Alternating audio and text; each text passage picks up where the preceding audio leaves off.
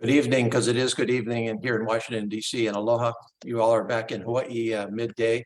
I'm Congressman Ed Case. I'm coming to you from my office in the U.S. Capitol. And I'm here with some great guests to discuss broadband in Hawaii. But before I do that, I want to note that this morning my day started in joining my colleagues in Congress with a joint address to Congress by Ukraine President Vladimir Zelensky, who is, of course, he and his country in a very, very difficult situation right now. We're trying to help them. The stakes are very, very high, not just for Ukraine, not just for Europe, but not just for that part of the world, but for our own part of the world. And so we already know that the impacts are being felt here in Hawaii. We already know that we have to stand with Ukraine in this. And so I just want to start off by recognizing our friends and Ohana in Ukraine. I think we all want to help, and we will be helping. We'll be passing another bill probably tomorrow to provide even increased help to Ukraine to go with what President Biden announced today. So just wanted to start off that way. Tonight, we're going to spend a little bit of time on a critical subject for all of us, and that is broadband. That is our basic ability to use the internet, the connectivity to the internet, the broad strokes of what it takes to actually pull that off. You know, for many of us, we take it pretty much for granted. We're pretty connected already, like you and I are right now.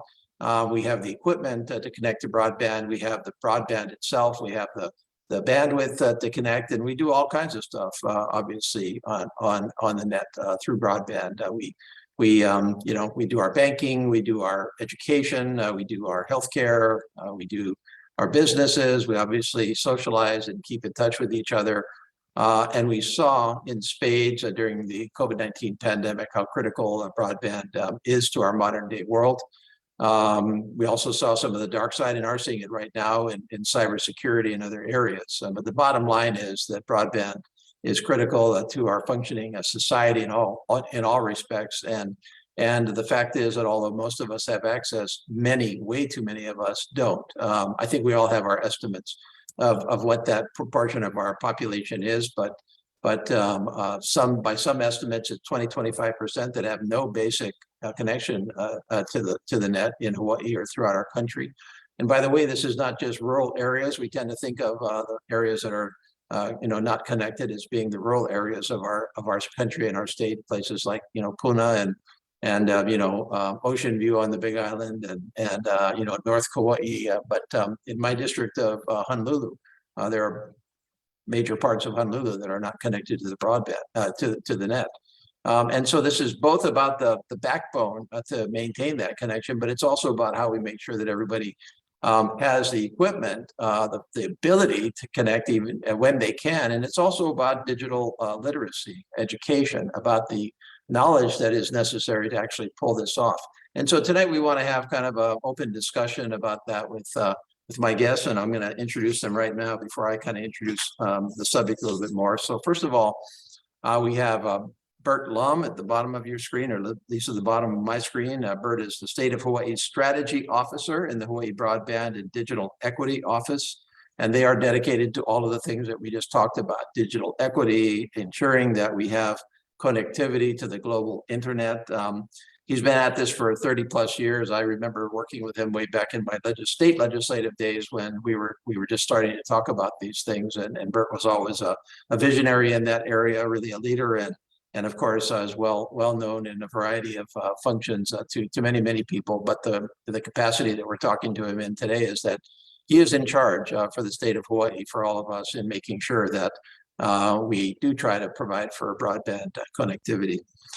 David Sun-Miyashiro is the founding executive director of Hawaii Kids Can, and that is a nonprofit organization that partners with families and community members to promote education, innovation, and equity throughout Hawaii.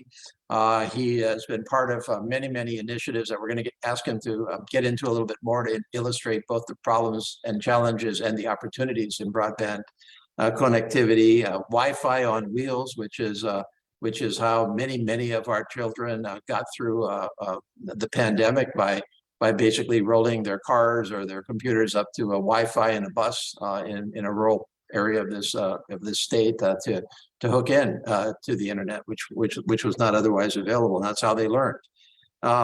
He's got a pretty long history. He used to run Teach for America, which tries to get young aspiring teachers into underserved areas of our country and our state. He was press secretary to my colleague, U.S. Senator Mazie Hirono, both in D.C. And back in Hawaii. And he's got a very, very long list that I'm looking at here. But the bottom line is he's very, very concerned, as I said earlier, about broadband connectivity in education. But I think anything he would say would have application in many, many other areas, such as healthcare, such as small business, et cetera. David has a bachelor's degree from Brandeis University and master's degrees from the University of Hawaii and Harvard Graduate School of Education. So we're really fortunate that he's involved. So those are my guests. And I want to just kind of introduce the topic by talking, and by the way, before I go any further, a couple of things just logistically. We are recording this show because we'd like to share this with other people that are not watching in right now. So I'll probably do an Olelo, a public broadcasting show out of this. And of course, we will provide this to anybody that wants it, and you can be free to record it. And I'm sorry, not to record it, but to share it yourself. We'd like a lot of people to know what the challenges are and what we're trying to do about it, and chime in on what you think we should be doing. And then we are welcoming anybody listening in to submit your input, your comments, your questions, your guidance. You can do that in a couple of different ways. You can do that, you can just chat it on my Facebook page, which is broadcasting this live off Facebook Live, facebook.com/repedcase, facebook.com/repedcase. Or you can also go to my official website, which is, and go to the, I'll just give it to you right now, case.house.gov/live/. If you go there /live/, you'll have an ability to email us, and my staff will get the questions to me and my guests. Okay, so those are the logistics. Now, what's the big picture of what the feds are doing? Because that's where I enter into this picture.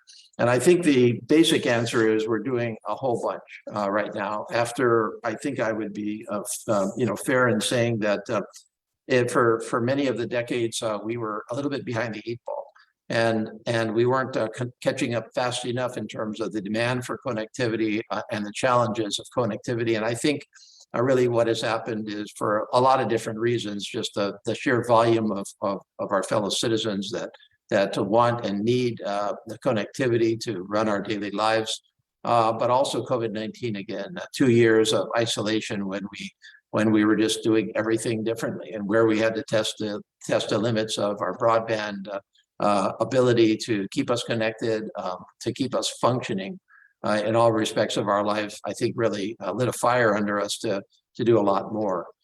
We also committed ourselves in a couple of different bills to massive really reinvestments in parts of our economy and infrastructure that had been neglected for too long. Broadband was one of them. So I'll get into that. But a couple of events have come together in Congress to make a lot more attention focused on broadband and a lot more money available. And one of my goals in doing this is to make sure that money, which we are now sending out to the states and counties throughout the country, is in fact targeted to the need and is spent wisely, that people know what it's for, what is there to be spent, and are able to really take full advantage of what is really a generational opportunity in this area. So a couple of quick things, and then we'll answer the other questions as we go along. First and foremost, Congress passed last November the $1.2 billion Infrastructure Investment and Jobs Act, or the IIJA. 1.2 trillion, did I say billion? I meant $1 trillion. Which is a true generational investment in our infrastructure. And so this is infrastructure such as roads, bridges, sewers, harbors, airports, kind of the traditional physical backbone of our society, which had been really crumbling, as any of us know, in Hawaii. But a major part of that was an effort to commit that a lot of that money to broadband specifically. And so in that bill, we committed $65 billion to broadband throughout our country to really jumpstart the increases in connectivity we'll need to really make up the ground that we have not been able to cover quite yet to get people connected. A lot of that money is what we call formula-based, which is it's going to come to us in Hawaii fairly automatically based on a formula that, is how many people do you have? How many for highways? How many miles of highway do you have? How many port users do you have? So the money is divvied up in a fairly straightforward way. And we're going to benefit from that. However, a lot of the money is also available in what we call competitive grants. These are grants that are given out by the federal government based on competitions between jurisdictions on achieving specific goals in broadband. And one thing we definitely want to do is to be in the hunt for that money and to know those opportunities are available. And to effectively apply for them and get them, because then we can maximize the amount of this broadband money that's coming into Hawaii to help us. A couple of the areas that we covered in the broadband part of the Infrastructure Investment and Jobs Act, general grants to states for deployment of broadband, the simple wiring of our communities to complete broadband to areas where it is not available today. Private activity bonds to basically provide a means of financing for states and counties to do it on their own. Additional support for rural areas where we do have specific needs for broadband.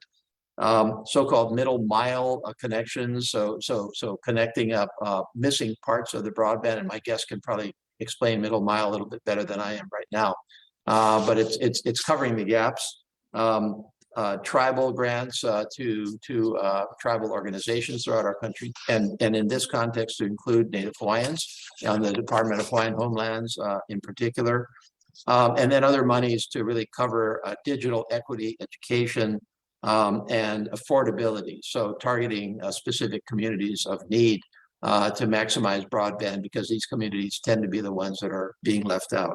So that's the Infrastructure Investment and Jobs Act, oftentimes referred to the bipartisan infrastructure package. So that was a major opportunity and really the genesis for this particular presentation, to make sure we spend that wisely. In other areas, we have also made efforts to cover broadband. One would be the American Rescue Plan, which was the last of our major COVID-19 emergency assistance laws that we have passed in the last 2 years, starting just about 2 years ago now, with the very first one, the CARES Act. That was an incredible amount of money to really see our country through COVID-19, about $6 trillion worth, of which about 22 billion came to Hawaii for a variety of reasons. But the last, the American Rescue Plan, targeted many areas, including broadband, and it set up major capital project funds to be used for broadband connectivity. So that's another channel that we can utilize for broadband. And then the other two areas I would note just briefly are the year-to-year appropriations process. So in addition to the once-in-a-generation infrastructure package, and in addition to the COVID-19 emergency assistance, we still have to run our government from year to year through the appropriations process. I sit on the House Appropriations Committee, so I am one of the members of my committee who are basically responsible for all discretionary funding throughout the year to year. And obviously in that capacity, I try to focus on Hawaii's needs to include broadband. We've been successful there in really increasing year-to-year investments in broadband, especially again through rural broadband, which is actually pretty broadly defined. So it actually has some urban areas in it. It's a matter of definition, as well as trying to boost up the Federal Communications Commission, which is the federal entity that really runs broadband, and where we try to achieve things like completing broadband mapping. And I hope Burt will get into that effort, because we've been working on that for a few years. And then finally, also an emergency broadband benefit program where we try to get money into communities that just really, really need it on really kind of more of an emergency basis. Those are pretty unique circumstances, but that money tries to take care of broadband. So that's kind of a big picture of what we've been doing on the federal level.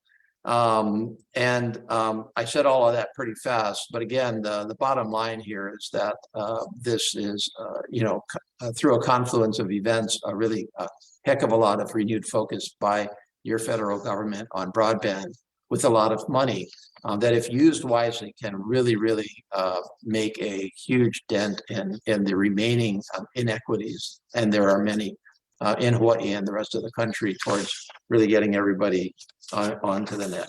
So that's a quick intro from me. And at this point, I would love to just kind of get into a discussion with my panelists.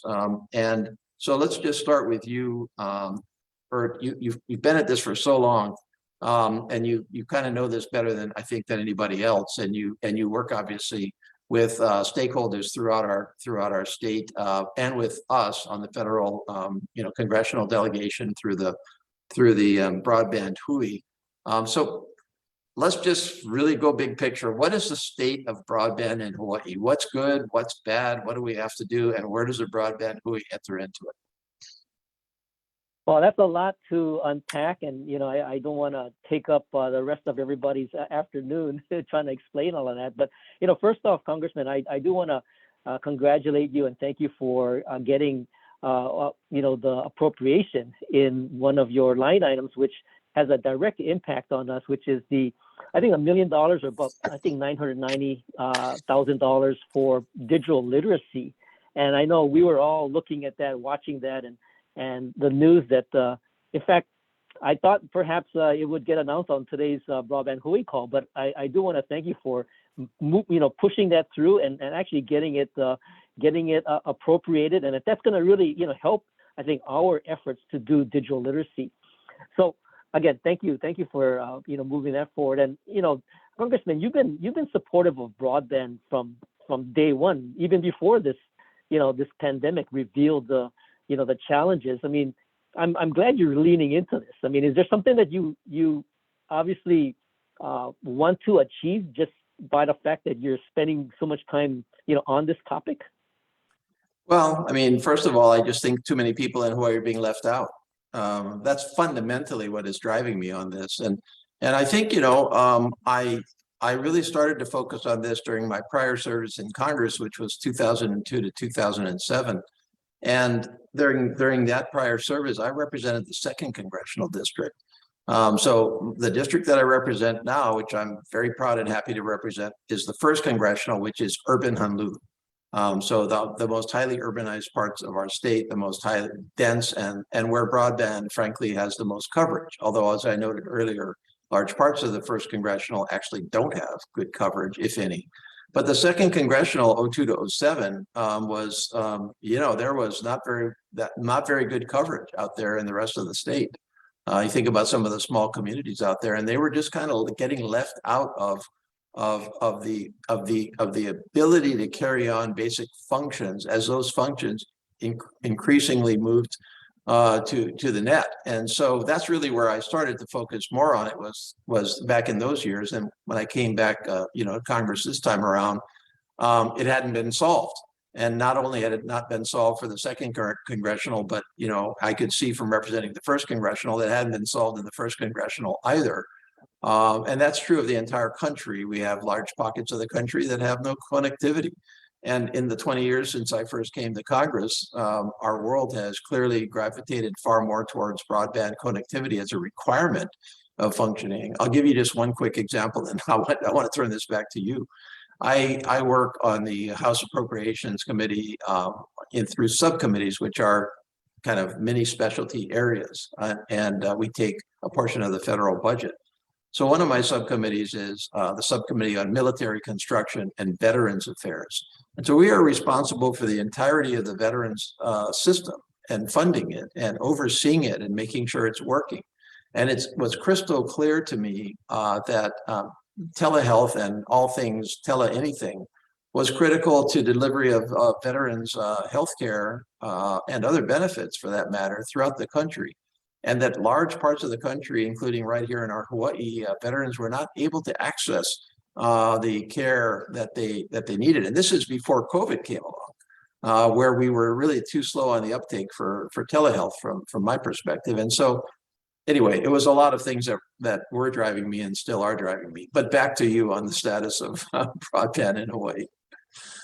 Well, so Congressman, I appreciate that. And, you know, when we start to look at broadband in Hawaii, and I got into this position in 2018, and I'll be honest with you, there was a prevailing kind of attitude that if it really was something that was needed, let the private sector do it. So a lot of it was driven by whether it's return on investments or private money going toward expanding the broadband infrastructure. It was pretty much left to the private sector.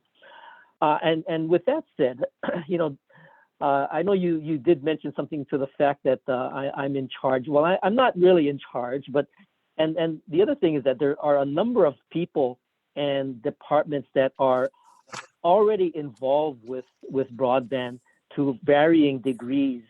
And what the pandemic has really done is show the fact that, we need to figure out how to kind of work together and move the agenda forward so that all of Hawaii benefits. And what the federal government has really, in my mind, leaned into, they really leaned into the fact that, they need to put some money, not only money, but also some new thinking and new approach to the broadband challenge. And so, when we talk about things like broadband infrastructure, and you've done a good job of articulating some of the funding sources that are now available, it is part of the puzzle, right? It's how do we get access to all the people in Hawaii? But the other part of it, which I think is equally important, is the idea of how do we get devices to people, and how do we get the learning and the understanding of this technology through things like digital literacy. So there's this sort of wraparound service that also needs to be coincide and in parallel with all the infrastructure deployment. And I sometimes think of it as the kind of the democratization of technology. We've gotten used to the idea that if you can afford it, if you are so inclined to want to be on the internet, it was at one point it was kind of a nice to have. But realizing that once people were sheltered at home and needed to do everything from home, whether it's education or work or health or even accessing government services and connecting with your family, you needed to have that kind of connection. So the reality of it being part of your everyday life really elevated the need for not only connectivity but the ability to use this technology to the point where it became almost like a human right, a civil right. So it's something that along with water and electricity, you need to have this capability so that you can basically function and thrive in the digital economy. And for us in Hawaii, and again, my job, the way I see it is how do I get everybody working toward that goal, and everybody has a part to play. And it could be the DOE, it could be the libraries, it could be the Department of Transportation, it could be the folks over at DHHL. The list goes on and on. And I think they all resonate with the opportunity to move Hawaii into this 21st century. So how do we do that? And going back to your question, what is Hawaii's situation? Well, unlike the other states, right? They're all connected in some way to a neighboring landmass. The situation in Hawaii is that we are highly dependent on connectivity through trans-Pacific fiber cables. And so, one of the first projects that I was trying to champion was looking at getting cable landings into Hawaii so that we would reduce the barrier for some of these trans-Pacific fiber cables. But the fact what didn't escape me that it's not just about cable landings and getting trans-Pacific fiber. It's like, okay, so you got let's say you got some trans-Pacific fiber in. What's the inter-island fiber situation? What is the ability to get that transport that's under the water onto land? And this is where that middle mile piece comes in. Once it's on land, how do you get to the places that it needs to get to? And then to those distribution points that then extend the middle mile connection into what we call the last mile. Now, if you're, in a rural community, if you're in Native Hawaiian communities or any of the communities that are sometimes, forgotten, that last mile should really be considered the first mile, right? That's where we need to make sure that everybody is connected. So it's almost like that's the first thing to consider. So how do you connect through that web of connectivity from the resident's home, the community that you live in, all the way to the internet backbone in order to get you to the rest of the world? And for Hawaii, we are so dependent on this technology to actually communicate. If you think about it, we sometimes call it our digital pilina, but it's like the community, the network, and the associations and the web that connects us to the rest of the world. And if all of us in Hawaii are in some form or fashion using the net to do anything that we are currently in our daily lives doing, you might take it for granted, but if you didn't have it, you'd be pretty isolated. So I think, our job really is to recognize the opportunity at hand, the fact that the federal government has leaned into providing the appropriate funds. And now between, I'm working closely with the folks over at the University of Hawaii because they are very much involved with some of our infrastructure builds. And if you like, we can get into some detail as to what the corresponding sort of roles and responsibilities are. But folks like David Lasner was involved with the Broadband Task Force back in 2007, and a lot of what we're talking about now was already recognized back then, and they were able to build something called the iNet, and now they have the capability of taking that experience and the people and the relationships that they have with the federal government to continue to manage some of these large projects that you just referred to. Yeah. And so, all of that, we're just trying to, make sure that we're all moving in the same direction. Right. Well, that's pretty valuable because as you pointed out, you started off by saying that the prevailing approach a couple of years ago even was let the private sector take care of all of it. And, to the private sector's credit, they have taken care of a lot of it.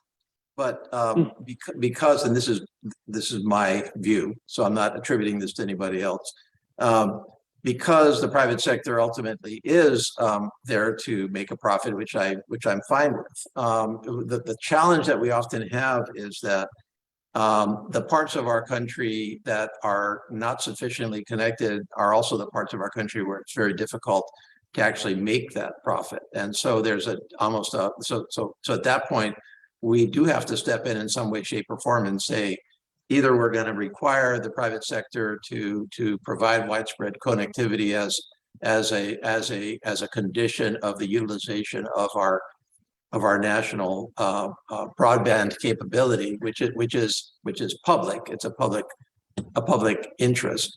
Or we are going to subsidize it, or we're going to help out in our own way. We've tried all three of those approaches. But I'll come back to some of what you're talking about. I'd like to just go over and visit with David here. So let's start with the basics of what you're particularly concerned about, David, with education, because I think that education is about as good an example as I can think of for both the challenges and the opportunities of distance learning and the requirement of broadband to do that generally, as well as amplified during COVID-19. So talk about the broadband connectivity, did the challenges of the next generations of education in a world that either through necessity because of pandemics or or simply because we start to do more remote learning, having learned some lessons, hopefully from COVID-19, we choose to do it, as we're already doing. I mean, there's lots of online colleges nowadays throughout the country,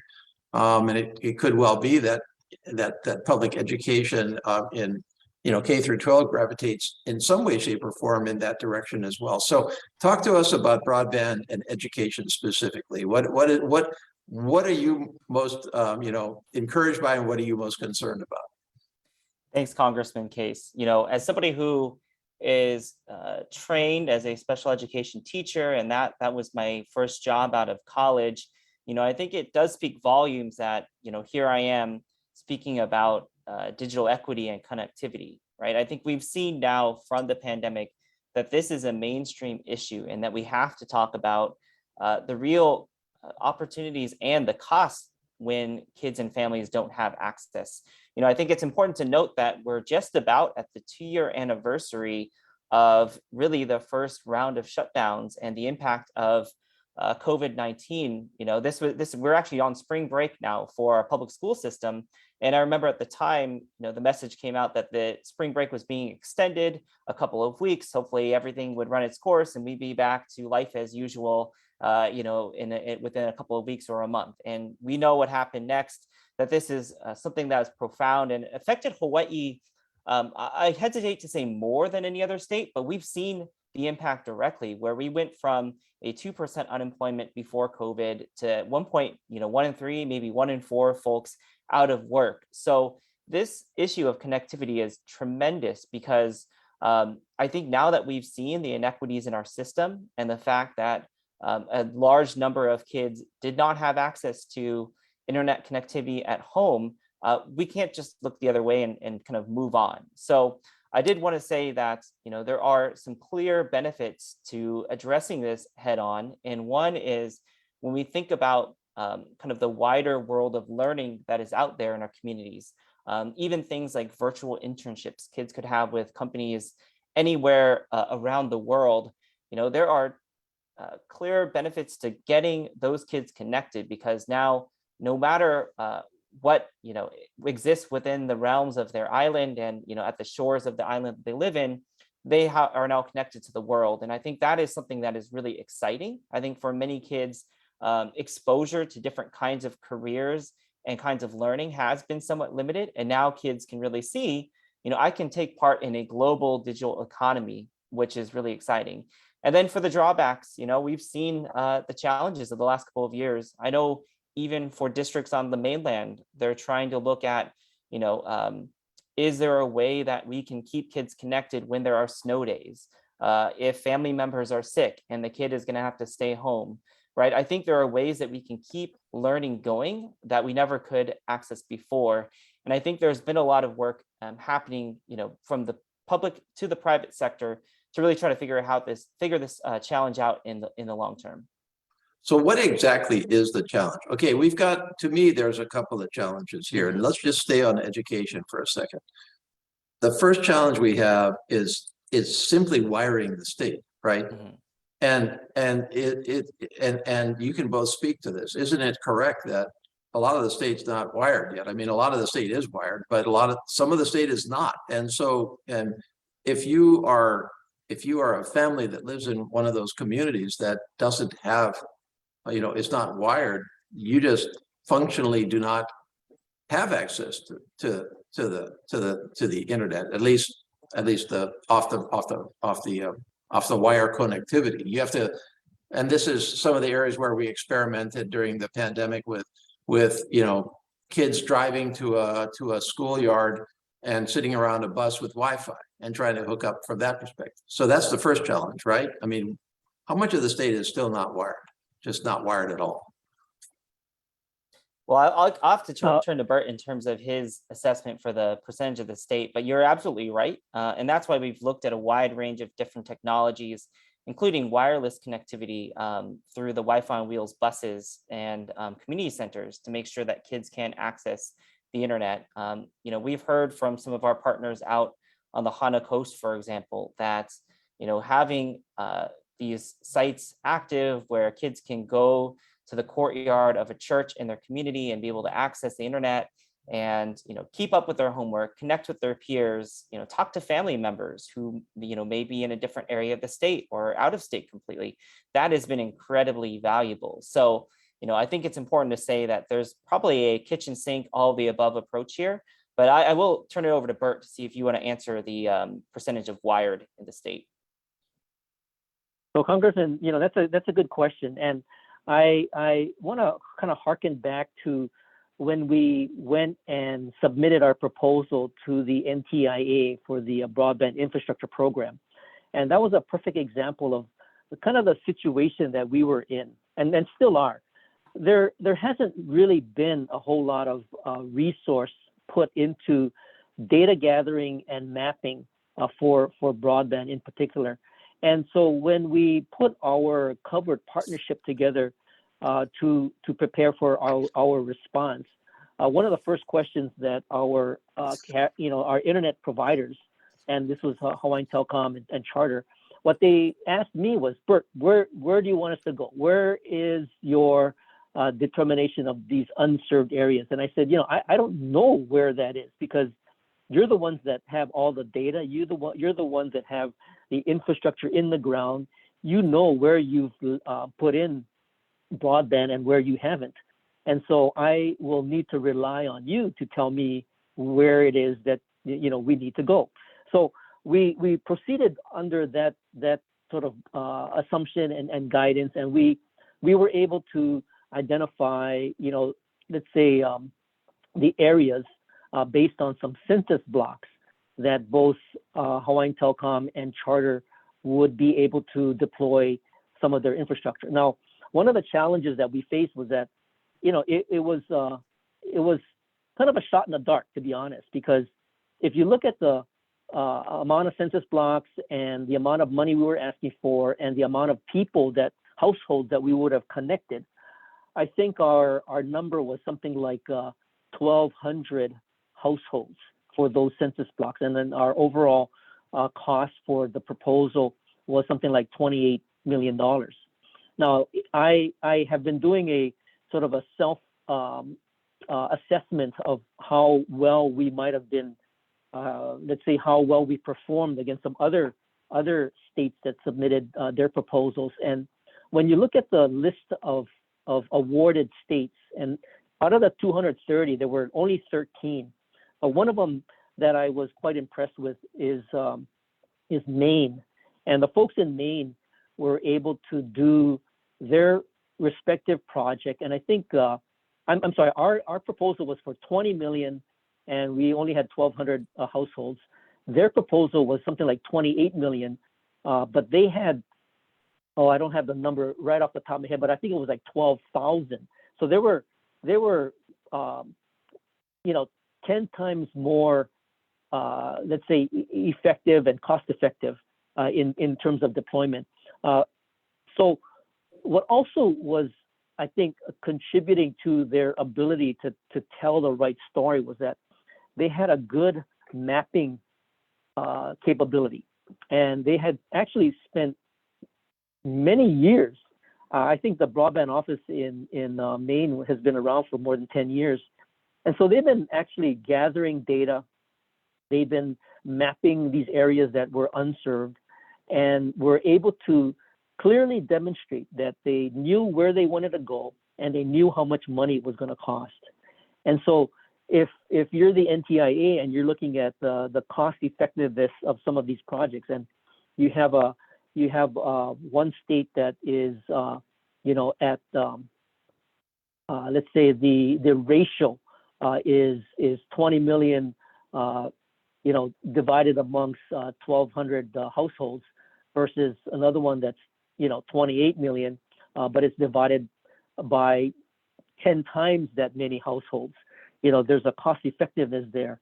And so I think one of the things to try to help answer the question, which is seems like a simple question, but it's actually more complex. It's how do you know where the best places are to actually deploy infrastructure?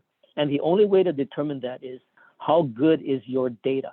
And so we have, we've brought that to people's attention. We've renewed the interest in the fact that we need to get our hands on some good data. We also even started a very grassroots effort to go out there and do surveys and do things like speed tests. So we have folks on the ground in communities doing speed tests, and that speed test data gets uploaded into a database. And that is one way we can at least try to do some ground truthing on what is out there. But again, that's just crowdsourcing. So Right. if there's ways that we can do it beyond that, I think it would be very, very informative.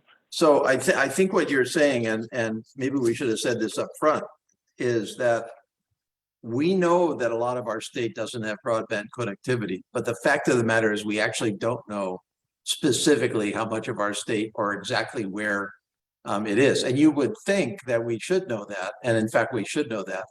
And certainly if you're in those homes, you know it, and those neighborhoods and those communities, we all anecdotally know where those are, but we don't have a systematic map of broadband connectivity. And this surprised me when I came back to Congress, and you and I have been working on this for three plus years now, because essentially this was a nationwide problem.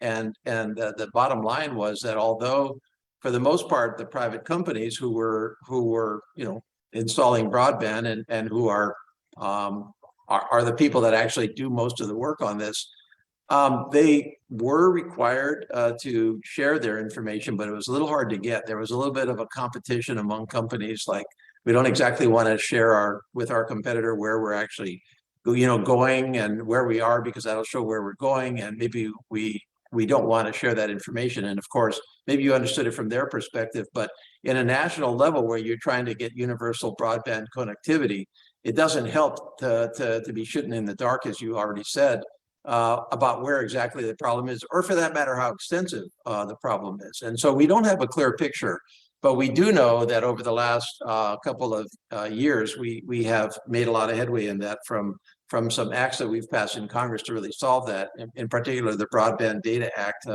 which required the production of this information and a map. And we're starting to get that map much more refined. The grant you're referring to was a specific competitive grant to really facilitate our being able to refine that in our state. We got turned down for that grant, and we're trying to dig down and exactly, figure out exactly why that is. And we're going to go back to town on that particular grant. So that's a really good point. And so let's come back then to David, because I was just kind of observing that when we're talking about education in particular, we start with the connectivity. Then we start with whether there is sufficient equipment in homes to take care of connectivity. And then we're not finished yet, because then we have to figure out whether the people in the homes know how to use the equipment to have the connectivity.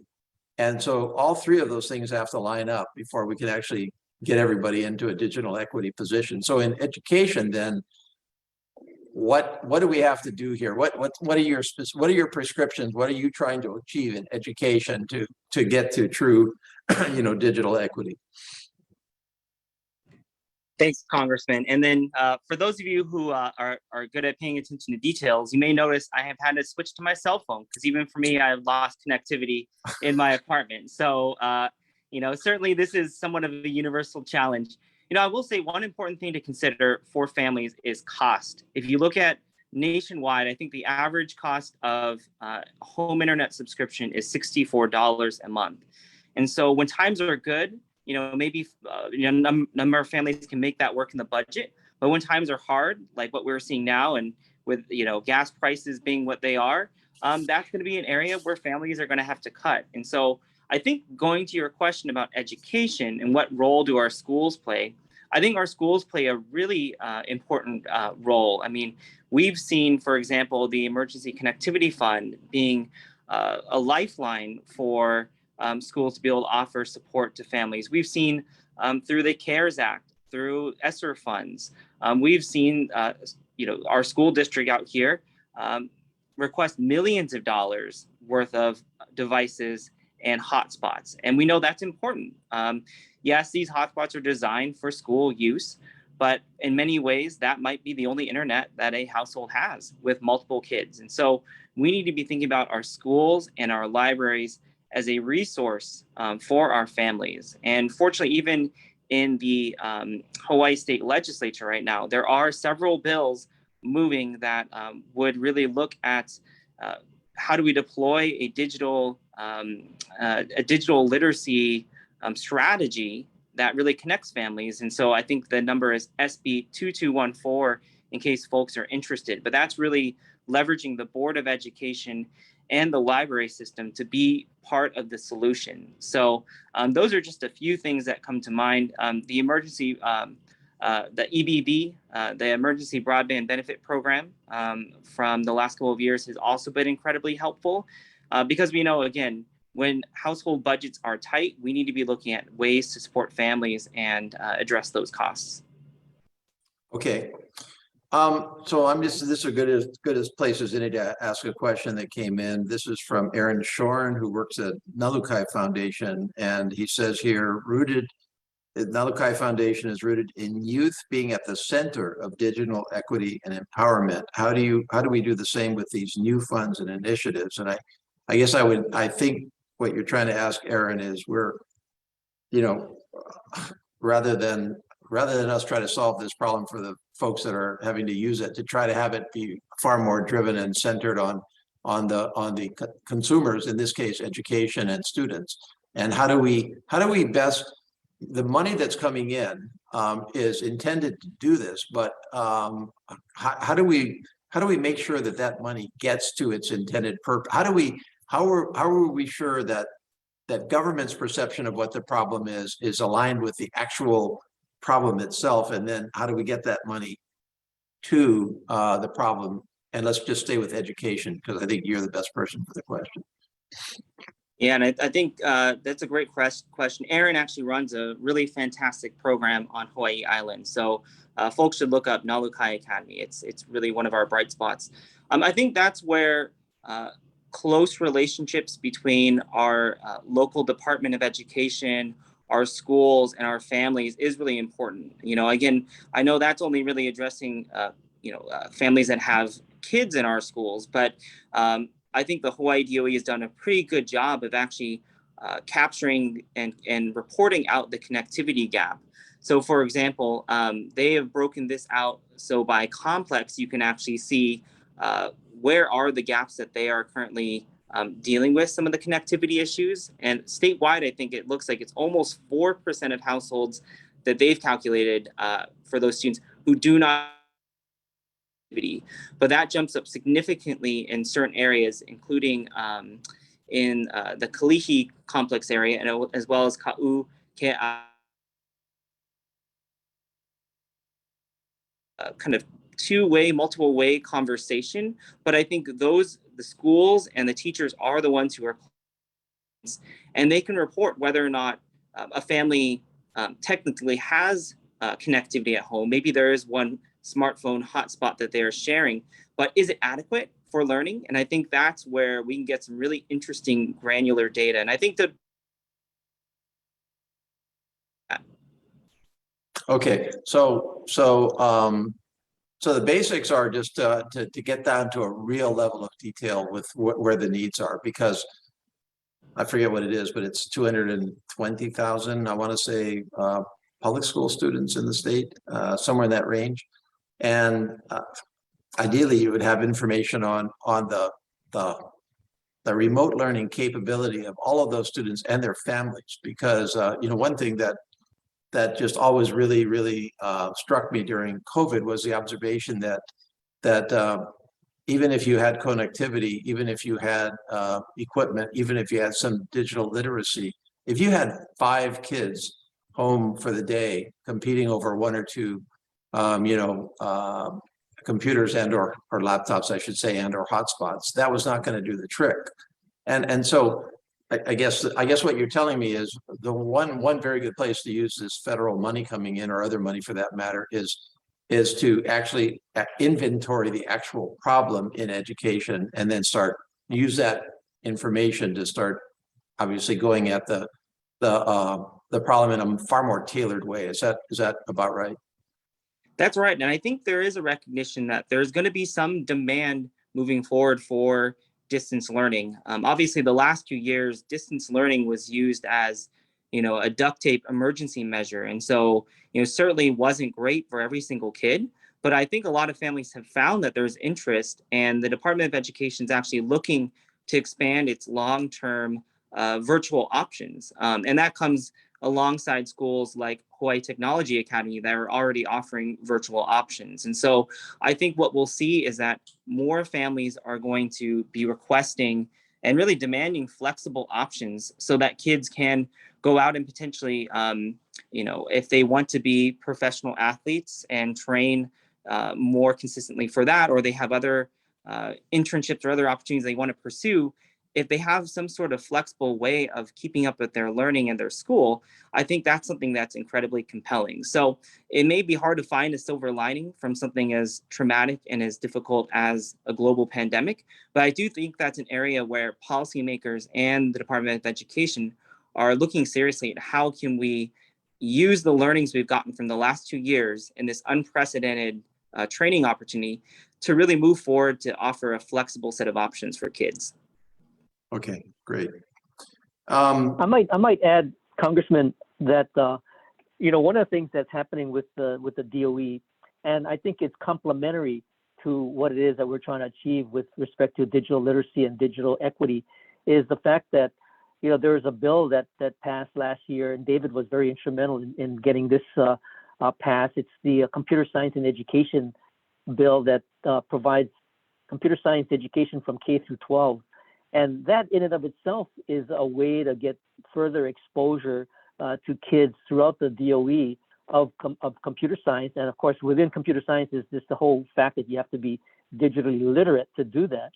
And I think that's going to be a great vehicle that perhaps maybe the next generation of folks that will be working the digital economy, but even more closer to home, those are the kids that are going to become our digital navigators for their kupuna or their,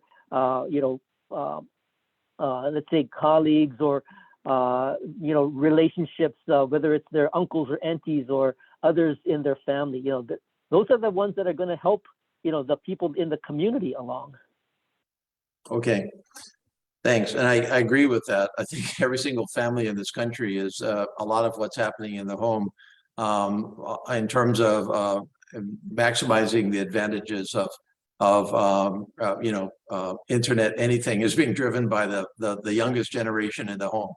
That's certainly true in my home. Okay, I'm going to just take a question here from Daniel Smith, and I'll read it. The ACP, Affordable Connectivity Program, should be amended to allow for a modest installation fee. Apparently, there's legislation pending to facilitate distribution of refurbished computers in connection with the ACP. Please support that. So I think, Daniel, you're referring to what I touched on very, very briefly, which was the Affordable Connectivity Benefit provision of the Bipartisan Infrastructure Plan, which is at $14.2 billion across the country. So we definitely recognize that this was an issue. We did include that in the Bipartisan Infrastructure Plan and also in our COVID-19 funding to some extent, smaller extent. And that does allow, I believe, for a modest installation fee and maintenance fee through a voucher system for lower income families. Now, I think it can stand to be improved. So I'm not saying it's perfect, but we did try to get ahead of that particular issue. And there are, like I said, there are funds available to help make sure that people, even if people can connect. And so we'll follow up on that if you'd like us to follow up on that. But that's the answer. We're already doing it, and I do very much support it. Daniel also asked, and I think this is back to you, David.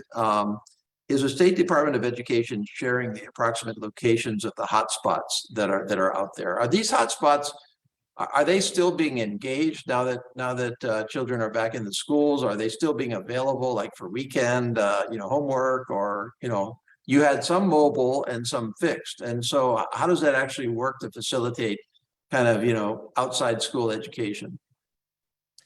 A great question. For the reporting that I've seen the department do, they'll do it by complex area, and perhaps you could get down as close to the school. I think with student privacy, it may be difficult to get too granular from there, but I think that is pretty helpful information just to see regionally where some of those gaps still exist.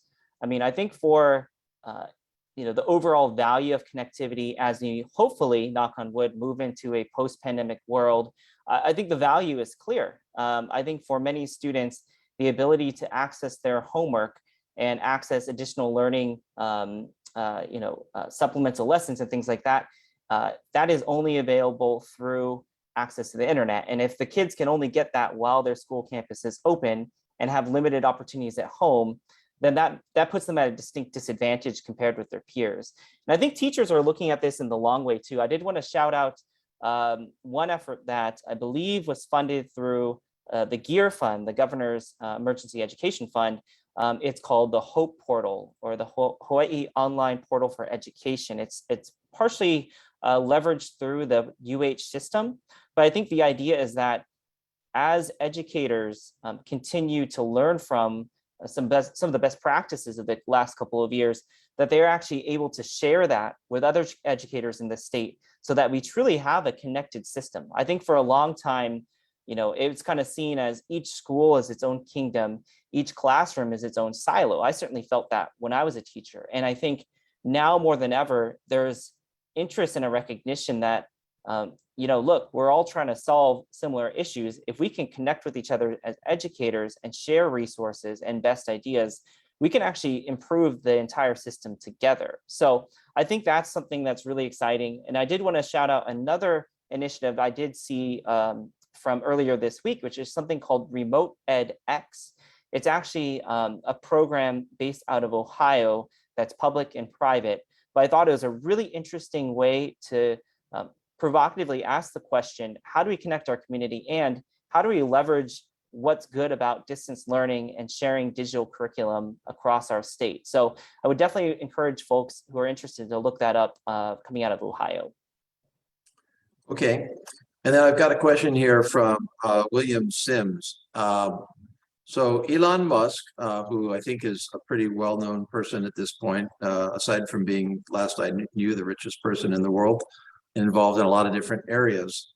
Mr. Musk has a contrary vision for connectivity. He is, as we speak, developing his Starlink system, which is a series of smaller, lower orbit, as I recall, satellites in volume around the world, so that satellites would provide the functional equivalent of fiber on the ground, and actually, by their argument, would be far more cost effective in very, very remote areas. So take the middle of Alaska. To run fiber into the middle of Alaska is very, very expensive, but to place a satellite over the middle of Alaska that has the ability to function as I guess a master wireless complex may well be a better answer. How do you feel about that?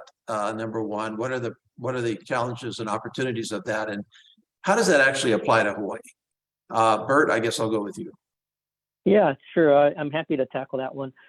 So the options for satellite, in my opinion, is that, if you are in a very isolated location. In fact, we had a conversation today on the Broadband Hui about how would, let's say, the community in Kaulapapa, and that's a sort of a peninsula off of Molokai, how would they get internet? And it is costly to get fiber to that location. So in that particular case, maybe a Starlink connection would be appropriate. But for Starlink to replace fiber infrastructure is highly unlikely, because number one, you still need to have the low latencies of fiber optics. And if you have what does that mean? Sorry, what does that mean? Low latencies of fiber optics. So the speed that your traffic is going to be based on, of course, the speed of light. And when you traverse a fiber optic connection, the basically on the, on the earth or under the ocean, and your signals may go, maybe 1,000 miles, and there's a latency associated with how fast it can get to point A to point B. When you have satellite, you still have to go up to the satellite and back down. So there's a latency issue, and then somewhere along the line, the satellite has to connect to the content resources here on the Earth, and those are housed in the data centers. And so to be completely reliant on just a satellite connection, if you're a bank or if you're a content repository or if you're a major ISP, any of the big data that needs to traverse the internet needs to go on fiber and not over a satellite connection. So I think there's a specific use case that may come into play for a Starlink connection. But if you want to get access to applications, streaming, content, being a content developer, you want to have a fiber connection. And so even for the NTIA, I mean, their gold standard is get fiber to the home. So I don't see, again, you're not going to put your Google data center on a Starlink connection so that, that's how it gets distributed. You want to put it on some pretty hefty fiber connections. And when you're talking about fiber, you're talking about terabit per second types of throughput. So I think what you're saying then is it definitely has application in very specific situations, especially remote, especially problematic to get fiber in there, but it does not have the capacity to fully function in a high volume internet traffic environment. Is that right? That's exactly right. And is it a given that the technology is just limited because of latency? Does that mean distance, by the way? Does latency mean how far it has to go? Yeah, right. I mean, latency is directly tied to the distance and, of course, the speed by which these signals traverse, right? So that's what the latency is, the time factor. But they're all going at the same speed, right? They're going at the speed of light, but they have to travel farther to get to the satellite and back. Is that an accurate way of looking at it? One of the benefits of fiber, as an example, is, you might have a signal that's traveling at the speed of light, but you can multiplex multiple wavelengths on a fiber optic connection. I see. So that's the way you can get multiple frequencies, multiple channels on a fiber optic connection, and you're somewhat limited to the amount of equal channels that you could get on a satellite connection. And then, of course, the other thing is that these satellites aren't invincible. And I think there was a recent article in the paper about the fact that a bunch of Starlink satellites were taken out of commission because of I don't know if it was a sunspot or some kind of magnetic storm that kind of misaligned them or realigned them. So they had a difficult time even trying to realign them into the magnetic storm actually took out their capacity. And I think, as I recall, they're highly time sensitive. This was explained to me. I don't automatically know this. They are highly time sensitive, and so the magnetic storm, the sunspot, threw off their timing. That threw off their orbit. Their orbit was very sensitive to stay up in orbit, and when their orbit got changed, they couldn't sustain that orbit anymore. So it was a obvious vulnerability in the system, because we do have sunspots all the time. So I don't know how they're going to solve for that. But nonetheless,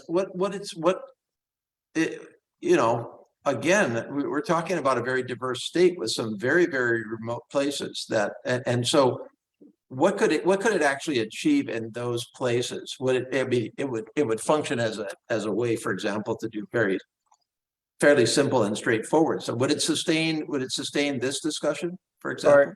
I was thinking this reminds me a little bit of some of the conversations we've had through Wi-Fi on Wheels, where even the folks at the Hawaii County Economic Opportunity Council, they had used CARES Act funds to build on the initial idea to create a fleet of cell on wheel vehicles that can go out and respond in times of emergency, right? Because we do have communities that are uniquely impacted by climate disruptions. And so, I think it's worthwhile to at least pursue some of these creative options as a way to make sure that folks have service as we're continuing to do the rest of the broadband deployment. I mean, that's what we hear all the time from our partners in places like KNI, is that they're grateful for the hotspots that kids can access, and they know that they're going to have to wait longer for some of that broadband installation to be completed.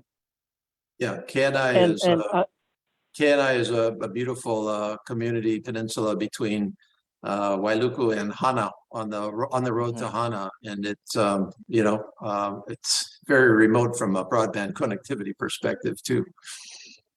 I wanted to add something to what David just said, and the NTIA, although they say that the fiber to the home is kind of the gold standard, there's another term that you might hear in some of the federal grant legislation, and that's technology neutrality. So, so they recognize the fact that as much as we would like to see fiber get deployed, there are going to be places where fiber is just too expensive. So when David describes things like the Wi-Fi on wheels or Wi-Fi on walls or other kinds of community networks based on a wireless technology, that is definitely a solution. And in cases like I just mentioned in Kalapapa, it may not be adequate to provide any other alternative than perhaps a Starlink connection. So this technology neutrality is just the ability to address what is needed for something that's cost effective, and it doesn't have to be one size fits all.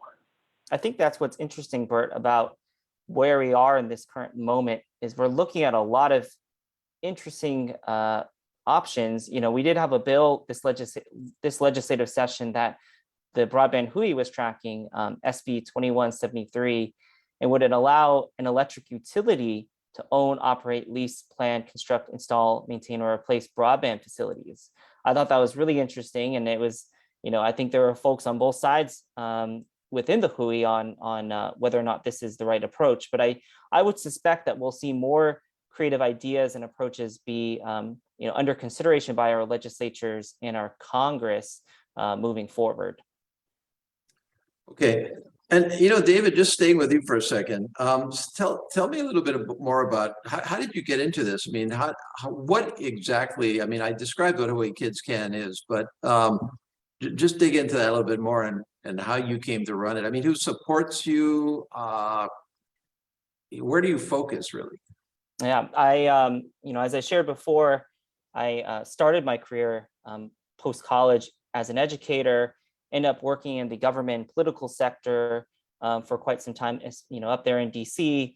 And then this organization is something I launched in 2017 as a bit of a combination of those experiences and a bit of a dream job for me. And so, we are a local nonprofit, raise all of our money here in Hawaii. And what we really try to do is be a bridge builder and a dot connector. And so we'll work with larger institutions and entities, including the Department of Education, the legislature, the Board of Education, and schools, kids and families, to really try to figure out and address the pukas in our system. And so, certainly COVID has been a huge issue for us just because we are focused on equity and access before COVID. And so you can only imagine, you take those gaps that existed, and they certainly existed before the pandemic hit, and they just exploded. And so we've been really busy on a whole wide range of issues, including student mental health and access to social emotional learning programs. But this issue of broadband and connectivity is something that came up as we are asking our teachers and our students, what are the biggest challenges that you see? And from the very beginning of the pandemic, the issue of connectivity came up time and time again, because many schools would have the devices available to students and things like Chromebooks and iPads, but they would send them home. And if the family didn't have strong connections at home, they would be sent back, right? Because then they'd become a pretty expensive paperweight. And so our teachers are saying, if that happens, then the only alternative at the time was to send kids paper packets. And we know that the kids who are learning by staying connected to technology are just going to be at a completely different place than kids who have to learn through packets. And the packets, actually, one of the downsides is they can't check in to see how a kid is doing emotionally and if they need support. So that really was a call to action for us, that digital equity is a necessary factor in order to achieve educational equity in the state. What are you doing, you collectively, I suppose, doing about and you know, there's a lot of estimates to this, but what I've heard from the DOE at least is somewhere in the range of 20% of our public school, in this case, students who in some way, shape, or form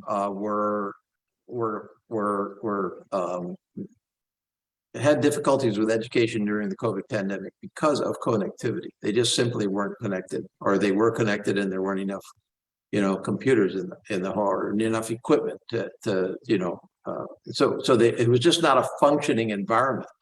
Like a lot of folks made do with it and they continued to learn. And I went into classrooms during the pandemic and was there with teachers doing distance learning, and you know, it ain't the right perfect way to do it, but it was working. But for many students, it wasn't. So what I mean, do you have a prescription as to how to kind of catch students up from that perspective? What is your answer along those lines? I mean, they're coming back into the classroom. We are trying to get the connectivity out there. We are trying to get the equipment out there. We're trying to, you know, get the hotspots out there that you're integrally involved in. But we have lost 2 years. 2 years has gone by here. What's the consequence? Yeah, and again, thank you to Congress for providing funding through the CARES Act, American Rescue Plan, and ESSER to make sure that schools have the funds that they need to be able to offer specialized programs to students. And summer school, free summer school for all students, tutoring available for students, extended school year and extended time beyond the typical 5-day school week. I think, you know, this is not a status quo situation, and it's not going to take business as usual to address it. And I think, you know, the millions of dollars that have come in from the federal government to support, you know, addressing learning loss is tremendous. And so we know that there's a lot of work to be done. And it's interesting talking to teachers this year as kids have been back on campus. It's not like a light switch just kind of flipping back on. I think kids are getting used to being back together, and they're getting used to the rhythms of school again. And many of them still feel disengaged because their lives have been interrupted. The things that they look forward to about school, they couldn't participate in. So I think it's going to be a multi-year process. But again, that's where having the alignment with the federal government, our state government, and our community partners is so important. Okay, Burt. So you get the sign behind us all, Hawaii Broadband Hui. You've referenced it a number of times. So what is the Broadband Hui exactly? Thanks, Congressman. So back in March of 2020, when the stay-at-home order was declared, you know, we felt that we needed to at least bring some of the key stakeholders together. David was there from the very beginning. To address what is it that is being faced by the community, and what can we do to help address the issues and the challenges that they are facing. And so in the beginning, it was really around education, right? Because all the students were now at home, and we were trying to figure out, like, what are the carriers providing as ways of better connecting the family at home. And while David was working on Wi-Fi on wheels, there were others that were looking at trying to get devices to those families, and then realizing that, wow, this all kind of depends on whether they have access. So by having a forum by which the community could come together and talk about what the issues are, we committed to meeting every week. So the Broadband Hui has been meeting for the last 103 weeks. Today was our 103rd Wednesday. The thing that has happened along the way has been a very fascinating journey in my estimation, because through the course of the first year, you know, we really came together and came up with our digital equity declaration. And so that provided a sort of a guiding star as to why we were all getting together, why we were all meeting. And then that helped lead to some policy changes at the state level. But then it also, we also were able to hold witness to the federal government also chiming in with these federal programs. So the benefit of having the ability to convene, the stakeholders through the course of these last 103 weeks has been a way to not only educate, but find out who are the champions out there, who are working on projects, who can we connect with each other. And David is one of those champions that, not only is he involved from a Wi-Fi on wheels and education standpoint, but, he basically volunteered to help lead our policy group. And there are others, in the broadband Hui that basically are volunteering to support us in areas like we have Laura Arcibal, who's part of the Department of Health, and she volunteered to help us with the EBB and the ACP. And so that was one of those programs where, the states were tasked with helping to get the word out. But at the time, the FCC didn't provide any funds to do any kind of outreach for EBB. And even with the ACP, which is the Affordable Connectivity Program, there are no funds for outreach. And the timing for potential grants for that kind of outreach activity isn't probably going to come until the latter part of this year. So all the work that we are trying to do now to get our frontline nonprofits involved is due to volunteers. We've got another volunteer that he started something called Kuauli Digital Opportunities to get hardware into people's hands, and he basically stood up and said, I volunteered to help with some of this mapping effort to do some of the crowdsourcing and try to get people on the ground to do some of these surveys. And so to answer your question, and it's hard to encapsulate everything of the last 103 weeks into a short description, but it was all about trying to bring the community together, address the needs that are in the that they are facing out there in the community, and how do we bring the resources so that they can now take it to the next level. And again, it's all about collective action. It's all about working together cooperatively, and how do we move the agenda for all of Hawaii. And so that's what we're about. And Congressman, I'm just happy that you support this whole effort. Well, we have joined your Broadband Hui for most of the last 103 weeks. My staff joins your weekly meetings many weeks, and it's been invaluable to us to stay in touch with the real needs back home and to translate what we hear from your Broadband Hui discussions into action in Congress that's actually going to respond, because sometimes Congress doesn't respond to actual needs because they don't listen to what the needs are. And I don't want to make that mistake. So how many, just for folks listening in, how many people kind of in the Hui? Well, how many stakeholders are we talking about? Public, private, federal, state, local? Yeah, we have public, private, a lot of nonprofits like David's Hawaii Kids Can. We have education, DOE, university. We have all the carriers. All the carriers are regular attendees. We have a number of like I said, from a government standpoint, we have state representation, we have legislative representation. We even have all the counties, so the counties join in, because a lot of these projects need to be percolated up the ladder through local voices. And to me, one of the most local voices there are the county voices. So we're working with the county of all the islands, Hawaii Island, Maui, and Kauai. And again, and we try to get the feds involved as well. And I think to the feds, the federal government's, I think their ability to listen. What has happened is that you were talking about mapping, and for the longest time, some of this mapping was reporting by the carriers based on this thing called 477 data. And I'll give you an example.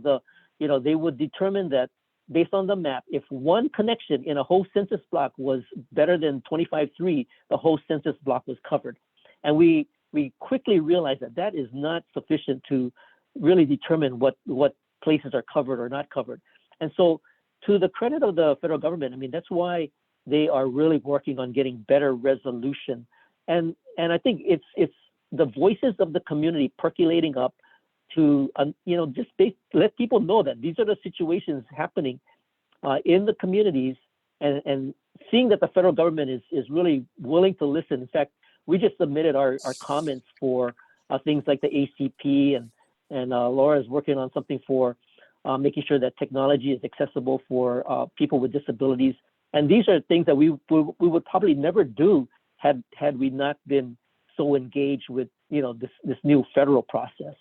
And Yeah, Bert's being modest. He for his 100th meeting, he had the chair of the FCC join and Governor Ige for a short concert. So he is really able to bring a whole bunch of folks to the table. And I'll say, for somebody who has had a career working in education, it is one of the most unique convenings that I ever get to be a part of, because I'm side by side with healthcare, organizations, health centers, folks working on social justice, working on with populations like our Pacific Islanders here in Hawaii, all the carriers. And I think it's truly a sign of how special Hawaii is that we've got 103 weeks of this convening still coming together and staying strong. So I do hope it's something that persists long after the pandemic is over, because I think it's a really important way to have these holistic conversations.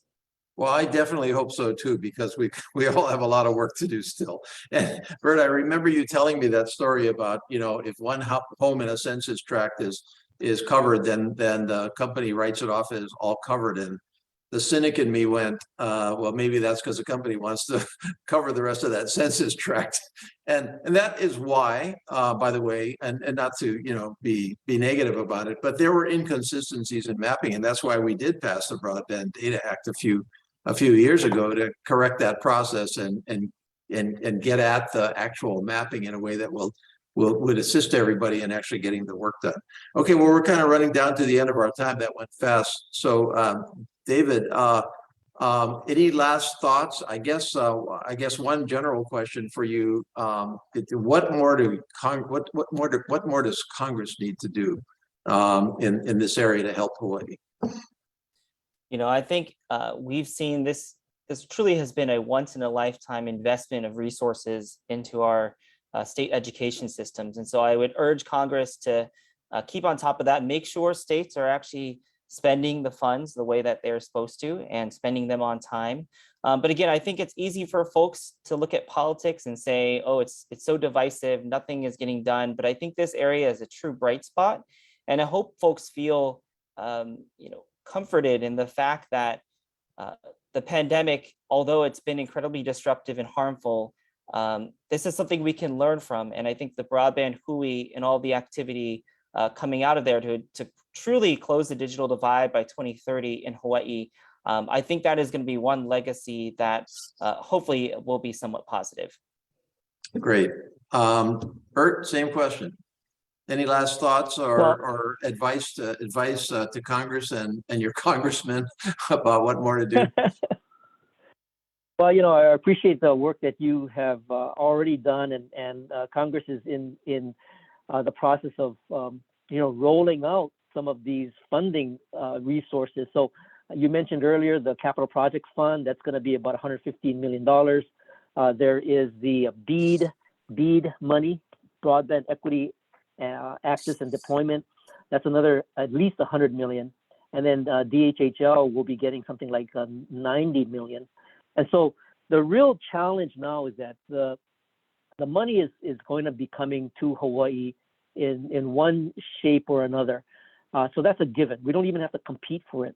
What we have to do on our side is make sure that we are equipped to manage, deploy, and sustain that effort.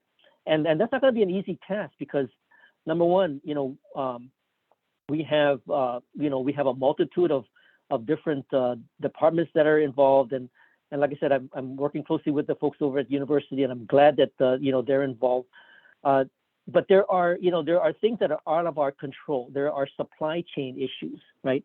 There's the cost of any of these products perhaps even going up in price, we have to make sure that, you know, we're able to do all the work that I think needs to be done, given the time frame of when the spending needs to be spent, and accomplish a large portion of this effort by 2026. So that clock, you know, is very much, we're very much aware of it. And I think all the things that go into, you know, coming up with a program, coming up with the, you know, the proper sort of engineering and design specs, coming up with a way of being able to justify where are we going to implement some of these BEAD projects into unserved and underserved areas. We better be equipped to do all of that. So we're just scrambling to try to make sure we got the systems in place so that we can make good determinations, so that when the money becomes available, which is going to happen pretty quickly, we're able to do it so that we can benefit all of Hawaii.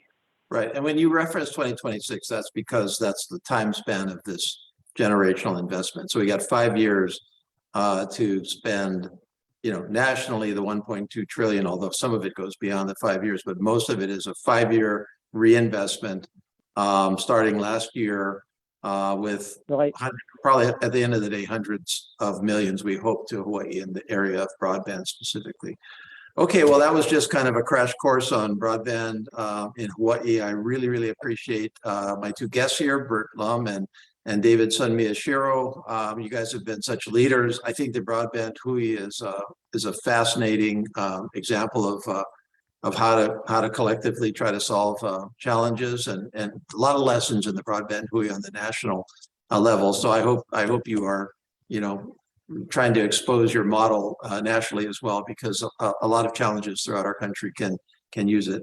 Well, I'm going to keep on working on broadband. This is an area of great need for Hawaii. We will continue to fund appropriately through the Appropriations Committee and the appropriations process on a year-to-year basis. But as David said, the major challenge right now is to get this federal money to Hawaii and to make sure that Hawaii is spending it correctly. And Hawaii is going to be making these decisions on balance, not Congress. And so, you know, my job is, as David already pointed out, to keep on looking over everybody's shoulder and making sure the money is being spent wisely, and trying to contribute at the federal government level wherever I can. Thank you so much for joining us for this quick discussion on broadband in Hawaii. With any further questions or needs or suggestions or input on broadband or any other issue, my website is the best place to go, case.house.gov, case.house.gov. So for Burt and David, aloha from both Hawaii and Washington, D.C., and we'll talk to you again soon. Mahalo. Mahalo. Thank you. Aloha.